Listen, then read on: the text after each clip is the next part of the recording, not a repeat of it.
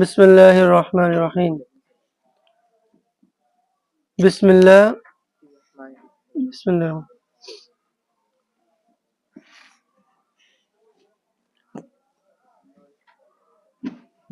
বা মুতাআল্লাক লফজাল্লাহ ইসম মুজাফ লফজাল্লাহ মুজাফ ইলাইহ বা হরফে জর ইসম মুজাফ লফজাল্লাহ মুজাফ ইলাইহ না লফজাল্লাহ মৌসুফ। আর রহমান সিফাত আউয়াল আর রহিম সিফাত সানি সিফাত আউয়াল সিফাত সানি মিলিয়া মুজাফ ইলাইহ মুজাফ মুজাফ ইলাইহ মিলিয়া বা হরফে জরের মাজরুর যার মাঝে মিলে মুতাআল্লাক দুই রকম হতে পারে, মুতাআল্লাকে আম, মুতাআল্লাকে খাস। মুতাআল্লাকে আম মানে সাধারণ কথা, যেমন আপ্তা দিও, আমি শুরু করতেছি, খানা শুরু করছি, হ্যাঁ এটা বলতে পারে, কাজ শুরু করছি তাও বলতে পারে, কিতাব লেখা শুরু করছি তাও বলতে পারে। আর মুতাআল্লাকে খাস হচ্ছে নির্দিষ্ট কাজ, যে কাজ করছে ওই কাজ। যেমন এখন আমি শিখিয়ে দিচ্ছি, আমি বলতে পারি ওয়াল্লিমু বিসমিল্লাহির রহমানির রহিম। আর মুতাআল্লাকটা এখন আমরা শুরুতে রাখবো না শেষে নিবো, কোনটা করলে উত্তম হইবে? উত্তর হচ্ছে শেষে নিলে উত্তম হইব।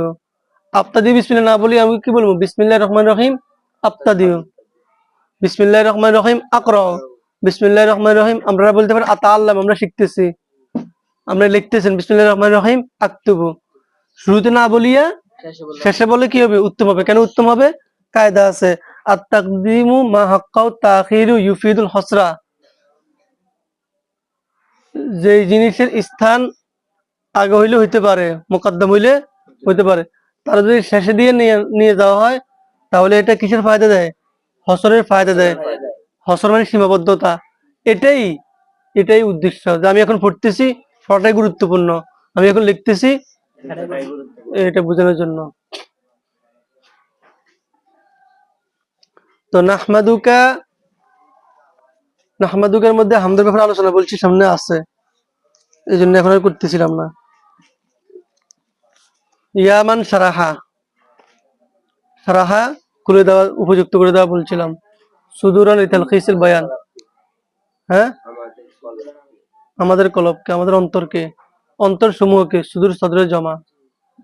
লিতালখিসিল বয়ান, বয়ানকে সংক্ষিপ্ত প্রকাশ করার জন্য। তালখিস শব্দের অর্থ হচ্ছে খোলাসা বের করা, সার নির্যাস বের করা। এই জায়গার মধ্যে আবার আসার কারণ হচ্ছে গতকাল একটা কথা রয়ে গেছে, সেটা হচ্ছে তালখিসুল বয়ান ফি ইজাহিল মাআনি। ইজাহিল মাআনি কথাটা কেন বাড়াইছেন? তালখিসুল বয়ান থেকে একটা প্রশ্ন জাগে। প্রশ্নটা হলো, কোন জিনিস যখন সংক্ষিপ্ত করে, সার নির্যাস বের করে, হইতে পারে তার মধ্যে ভুল ত্রুটি থাকি যায়। কোন জিনিস যখন সংক্ষিপ্ত করতে তার মধ্যে কি হয়ে যায়? ভুল ত্রুটি থাকে। যে সংক্ষিপ্ত করছে, হয়তো ভাষাটা বুঝাও যেত না, এত সংক্ষিপ্ত করছে যে হয়তো আমরা মর্ম বুঝবো না। তো এটা জবাব দিছে ফি ইজাহিল মাআনি, মর্ম সমূহ স্পষ্ট করার সাথে সাথে। অতএব এখন আর কোনো কি নাই, সমস্যা নাই। যে আল্লাহ আমাদেরকে মনের ভাব সংক্ষিপ্ত প্রকাশ করার জন্য তৌফিক দিয়েছে ঠিক, তবে এই মনের ভাব আমরা সংক্ষিপ্ত ভাবে প্রকাশ করলেও মর্মটা কি কি হয়? স্পষ্ট হয়। এটাকে জেনা আছে এহতেরাস বলে, জেনা আছে এহতেরাস, অর্থাৎ আগের কথার উপরে সন্দেহ তৈরি হয়েছে আর পরের কথা সন্দেহটা দূর করছে। ওয়ানাওয়ারা কুলুবানা, আমাদের কলবকে, অন্তরকে আলোকিত করেছেন, অন্তরসমূহকে আলোকিত করেছেন। বিলাওয়ামি তিবিয়ান, উজ্জ্বল বর্ণা দ্বারা, উজ্জ্বল বর্ণা দ্বারা। লাওয়ামে লামিয়াতুল জমা, আলোকিত, উজ্জ্বল, চমকদার, চমক, আলোকিত। মূল এবারটা ছিল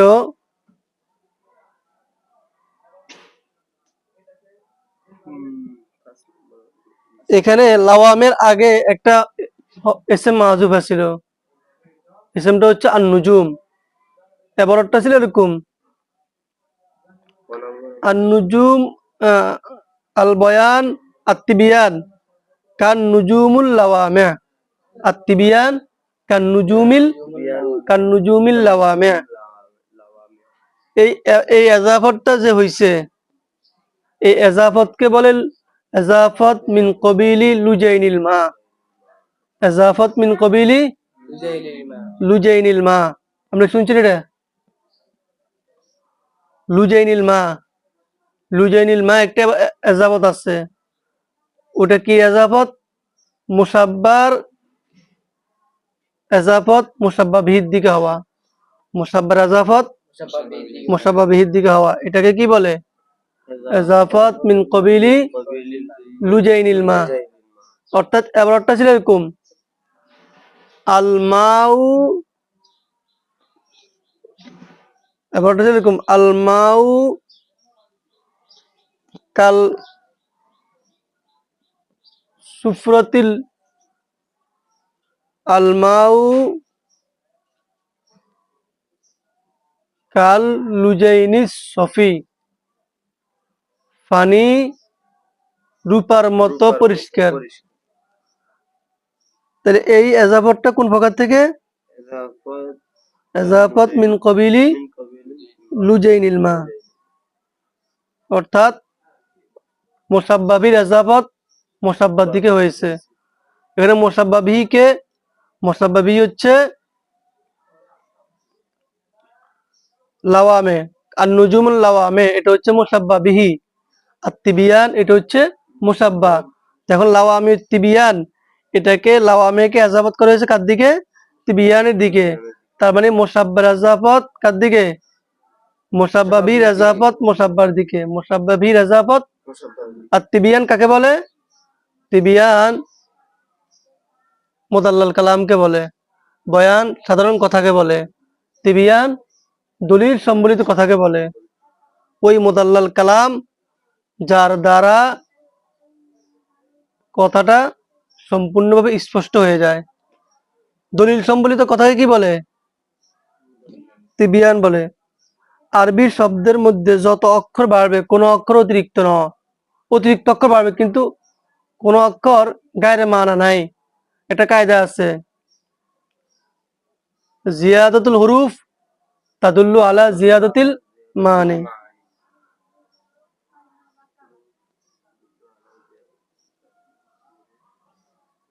হরফ যত বেশি অর্থ তত বেশি।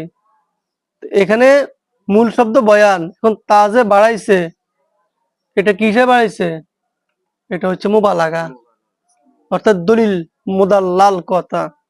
বয়ান মানে সাধারণ কথা, তিবিয়ান মানে মুদাল্লাল কথা। মিন মাতালিল মাসানি, যা কোরআনের আয়াত সমূহ থেকে, আলফাজ সমূহ থেকে প্রাপ্ত, যা কোরআনের আলফাজ সমূহ থেকে প্রাপ্ত। মাতালের শব্দের অর্থ, মাতালে মাতলাউনের জমা, যে জায়গার মধ্যে ওহুয়া ইসমুল লিমহল্লি তুলুইল কাউকাবি ওয়াল মুরাদু হাউনা আলফাজুল কোরআন। পাইছেন? মাতলা যেটার মধ্যে কি উদিত হয়, তারকা, এগুলো উদিত হয়, যেখানে উদ্দেশ্য হচ্ছে কোরআনের আলফাজ। আল মাসানি, মাসানি মানে কোরআন। এখন মাসানি কি, এখন মাতালে মানে আলফাজে কোরআন কেন হইল? বলা হয় উদয়ের জায়গার মধ্যে যেরকম চন্দ্র সূর্য তারকা প্রকাশ পায়, কোরআনের আলফাজ থেকে মানা প্রকাশ পায়। কি প্রকাশ পায়? মানা প্রকাশ পায়। এত জ্বালাইকা। তাহলে এই জন্য কোরআনের আলফাজে কি বলা হয়েছে? মাতলে বলা হয়েছে। কোন আয়াতগুলোর কি বলা হয়েছে? মাতলে বলা হয়েছে। কারণ এই আয়াতগুলোর মধ্যে কি প্রকাশ পায়? অর্থ প্রকাশ পায়। যেরকম উদয়ের স্থলের মধ্যে কি প্রকাশ পায়? চন্দ্র তারকা প্রকাশ পায়। কোরআনকে মাসানি কেন বলা হয়েছে? কোরআনকে মাসানি বলার কয়েকটা কারণ আছে। প্রথম কারণ, মাসানি এটা খেলাফে কিয়াস মুসান্নার জমা। মাসনা মাসনা দুইবার,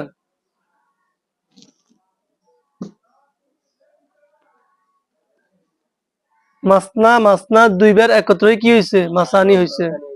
এটা মাসনার, মাসনার কি জমা? খেলাফে কিয়াস জমা। কে বলেন? মুসান্নার জমা। তো এটার অর্থ কি? এটার অর্থ হচ্ছে দুই গুণে করা, ডাবল করা। মাসানি মানে কি করা? ডাবল করা। এখন কোরআনকে মাসানি কেন বলা হয়েছে? 1 নম্বর উত্তর, কোরআনের মধ্যে কোরআনকে বারবার তেলাওয়াত করা হয়। কোরআনকে কি করা হয়? বারবার তেলাওয়াত করা হয়, সবসময় তেলাওয়াত করা হয়। এই এক উত্তর। দ্বিতীয় উত্তর, কোরআনের মধ্যে যে ইতিহাস আছে, যে ঘটনা আছে, যে উপদেশ আছে, যে হেকমত আছে, এগুলো বারবার আলোচিত হয়েছে। এগুলো কি হয়েছে? বারবার আলোচিত হয়েছে। 3 নম্বর উত্তর, কোরআন 2বার নাজিল হয়েছে। কয়বার? 2বার। প্রথমবার লৌহে মাহফুজ থেকে দুনিয়ার আসমানে, দ্বিতীয়বার দুনিয়ার আসমান থেকে কোথায়? হুজুর সাল্লাল্লাহু আলাইহি ওয়াসাল্লামের কাছে। এখন এখানে একটা প্রশ্ন জাগে। প্রশ্নটা হচ্ছে যে এত উদাহরণ থাকতে মাসানি মানে তো কোরআন বুঝলাম, মাতলে না দিয়ে অন্য শব্দ কেন ব্যবহার করে নাই? চন্দ্র সূর্য দিয়ে কেন ইঙ্গিত করছেন? ইঙ্গিত করার একটা ইতিহাস আছে। আগের যুগে যারা জাহাজ চালাইতো, নৌকা চালাইতো, রাতের বেলায় তারকা এদেরকে পথ দেখাইতো। এরা এদের যুগে তারকা দিয়ে কি দেখতেন? পথ নির্ণয় করতেন। এখন এটা হয়, তবে এখন একটু আধুনিক যুগে আমরা আছি, এই জন্য আশেপাশের খোঁজ খবর আছে, ম্যাপ হিসেবে আমরা এখন চলি। তো ওই সময় তো ম্যাপ ট্যাপ কিছু ছিল না। ওই সময় ম্যাপ ছিল কোনটা? তারকা। তারকায় পথ দেখাইতো এদেরকে, তারকা দিয়ে চলতো। তো মানুষ যেরকম তারকার আলোতে মানে তারকার নির্দেশে পথ পাইয়া যাইত, সঠিক গন্তব্য পাইয়া যাইত, কোরআনের আয়াত দ্বারাও আল্লাহর বান্দারা কি পায়? সঠিক পথ পায়। এই জন্য ওই মাতালে উদ্দেশ্য নেওয়া হয়েছে। ওয়ানুসাল্লি আলা নাবিয়িকা, এবং পরিপূর্ণ দরুদ ও সালাম বর্ষিত হোক আপনার নবীর উপরে। এখানে একটা প্রশ্ন ছিল যে নাহমাদুকা, মোসান্নফ রহমতুল্লাহ আলাই জুমলা ইসমিয়া দিয়ে শুরু না করে জুমলা ফেলি দিয়ে শুরু করছেন কেন? গতকাল বলছিলাম, কারণ হচ্ছে জুমলা ইসমিয়ার মধ্যে দাওয়াম এবং সুবুত আছে, তাজাদ্দুদ নাই। কিন্তু জুমলা ফেলিয়ার মধ্যে কি আছে? তাজাদ্দুদ আছে, নতুন নতুন আছে। দাওয়াম আর সুবুতে তার সাথে সাথে কি আছে? তাজাদ্দুদ, নতুন অর্থ। তো নাহমাদুকে কেন বলছেন? আহমাদুকে বলতে পারেন না যে আমি পড়াশোনা করি? আমাদের সবাইকে কি করার জন্য? সবাইকে সামল করার জন্য, নিজেকে ছোট মনে করিয়া, নিজের মধ্যে যে অহংকারী নাই এটা বোঝার জন্য, সবাইকে একত্র করতে উনি কি করেন না? কুণ্ঠাবোধ করেন না। ও কুণ্ঠ চিত্তে তিনি সবাইকে সামল করেছেন তোমার মধ্যে।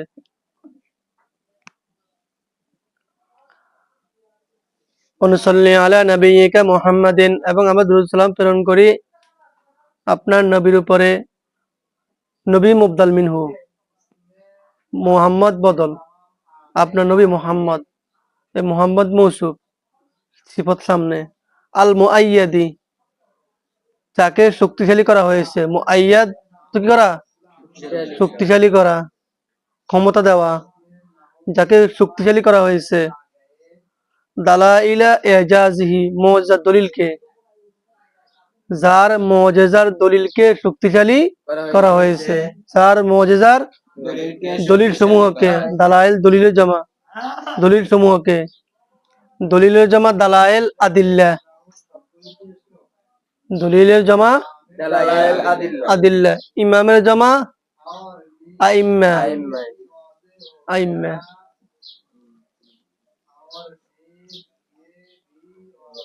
তবিবের জমা আতিব্বা,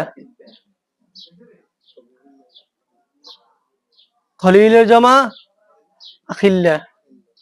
এভাবে এই ওজনে জমা আসে। তাহলে দালাইল, এজাজ, এজাজ মানে অক্ষমকারী, অর্থাৎ মুআজ্জাজা, যার মুআজ্জাজার দলিল সমূহকে শক্তিশালী করা হয়েছে।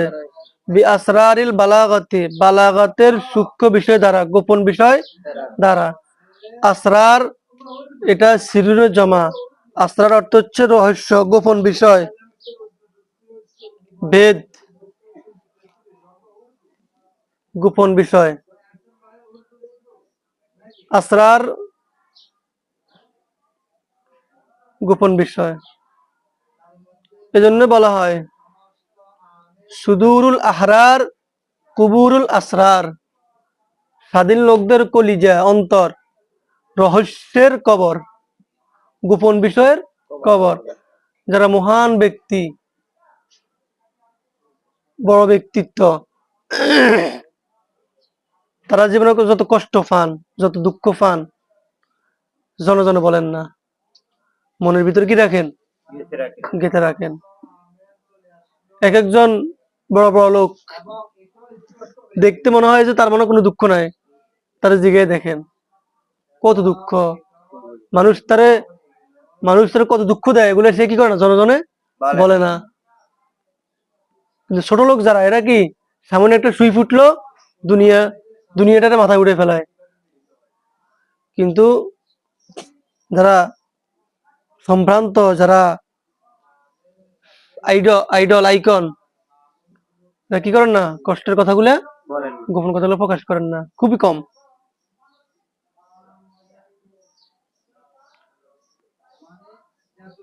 তাইলে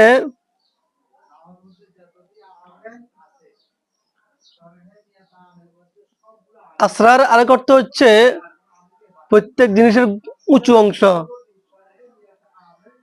যেমন সিররুল আর্দ, জমিনের উঁচু অংশ। তাইলে আসরার এক অর্থ গেল গোপন বিষয়, রহস্য, বেদ। আর একটা অর্থ কি গেল? উঁচু অংশ। প্রত্যেক জিনিসের উঁচু অংশ কি বলে? আসরার বলে। প্রত্যেক জিনিসের উচ্চ অংশ কি বলে? আসরার বলে, রহস্য।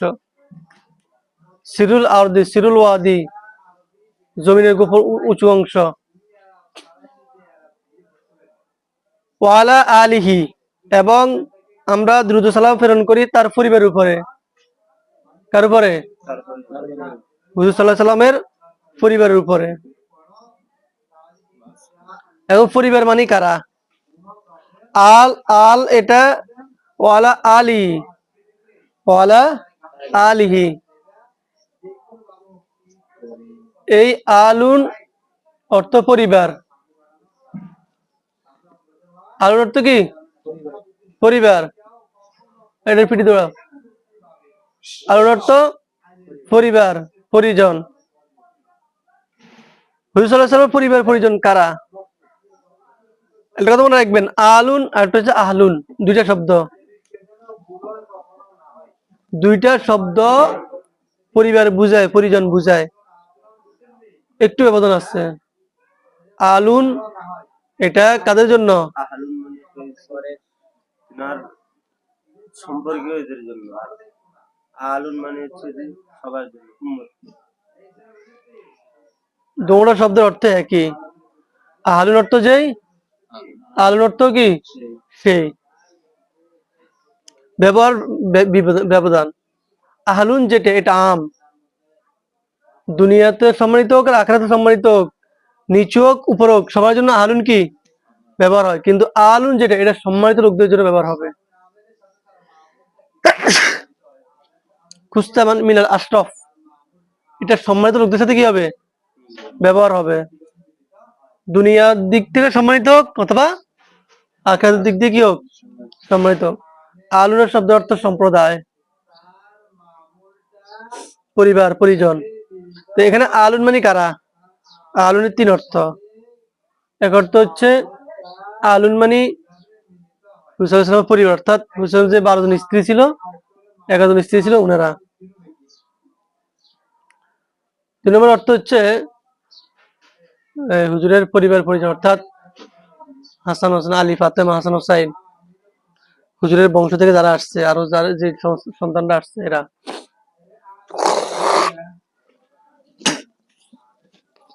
সবচেয়ে বিশুদ্ধ মত হচ্ছে, হুজুরকে জিজ্ঞাসা করা হয়েছিল মান আলুকা, আপনার পরিবার কারা? তিনি বলেন কুল্লু মুমিনিন তাকিয়িন, প্রত্যেক মুত্তাকি ঈমানদার। প্রত্যেক মুত্তাকি ঈমানদার আমার কি পরিবার। তাহলে এটা হচ্ছে সবচেয়ে বেশি গ্রহণযোগ্য। তাইলে এবার কেউ বাদ থাকে না। ওয়াসহাবিহি, এবং তার সাহাবে কেরামের উপর, আসহাব সাহেবের জমা, সাথী, সঙ্গী, সহচর, শীর্ষ, শীর্ষ, শীর্ষ, শিষ্ট।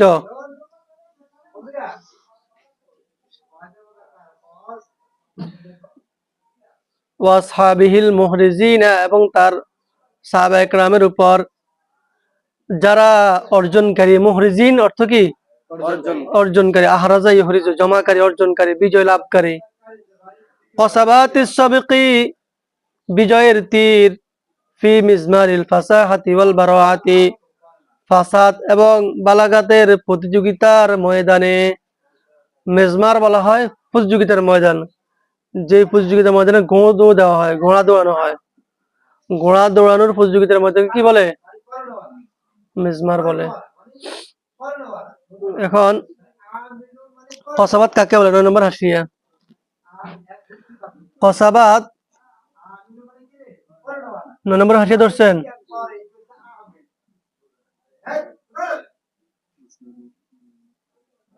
তাহলে কসাবাত বলা হয় ওই ছোট তীরকে, যেই তীর যুদ্ধের ময়দানের শেষ প্রান্তে গিয়ে দেওয়া হয়। যে বিজয় লাভ করবে সে ওই তীরটা কি করে?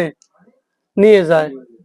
ঘোড়দৌড়ের ময়দানের মধ্যে একদম মাথার মধ্যে একটা ছোট তীর কি করে দেওয়া হয়? গিয়ে দেওয়া হয়। যে বিজয় লাভ করবে সে এই তীর কি করে? নিয়ে যায়। এটার নাম হচ্ছে কি? কসাবাত। তাহলে কসবাতুন জমা। কসবাতুন ছোট তীরকে বলে, যুদ্ধের ময়দানে গিয়ে দেওয়া হয়। যে কি করে? যে বিজয় লাভ করে সে কি করে? তীরটা নিয়ে যায়। আচ্ছা, খাতা কলম লন।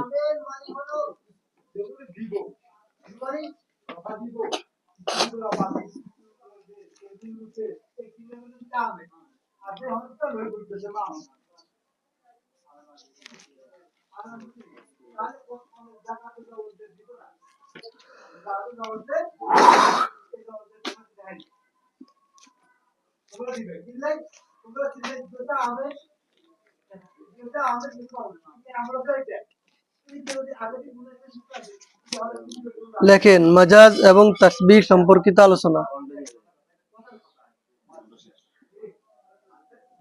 হেডলাইনটা লিখে রাখেন, মাজাজ এবং তাসবিহ সম্পর্কিত আলোচনা।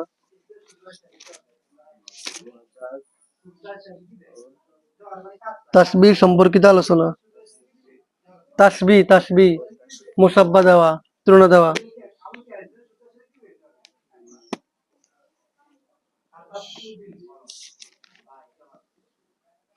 এখানে পর্যন্ত খাতা লিখে আনবেন।